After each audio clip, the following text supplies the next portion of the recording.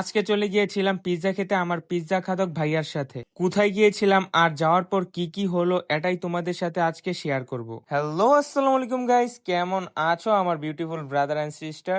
আজকে তোমাদের সাথে শেয়ার করব একটা পিৎজা ফুল ঘটনার কাহিনী, যেখানে ছিল ভিড়, ছিল পিৎজা আর ছিল অতিরিক্ত চিজে ভরা স্মৃতি। আজকে আমি আর আমার পিৎজা খাদক ভাইয়া বের হয়ে গিয়েছিলাম পিৎজা 365 এ যাওয়ার জন্য।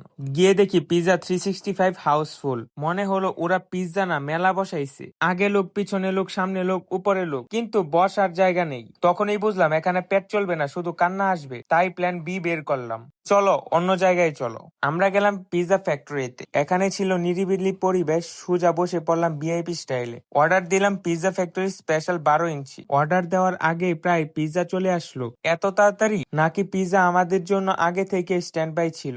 আর পিৎজা তো চিজে একেবারে টাইট উম্বর, মনে হচ্ছিল পিৎজার উপর দিয়ে বরফের নদী বইছে। পিৎজা শেষ করে ভাবলাম মিষ্টি না খেলে তো দিনই সম্পূর্ণ হবে না। ভাইয়া কিনলো মিষ্টি আর আমি কিনলাম মাঠা। এই ছিল আজকে ভাইয়ার সাথে পিৎজার অ্যাডভেঞ্চার। ভিডিও ভালো লাগলে লাইক দিও, কমেন্ট করো, আর অবশ্যই আমার ইউটিউব চ্যানেলটিকে সাবস্ক্রাইব করতে ভুলো না। আর হ্যাঁ, একটা পিৎজা ট্রিট দিতে ভুলো না, কারণ আমি এখন অফিসিয়ালি পিৎজা ভিকটিম। আল্লাহ হাফিজ গাইজ।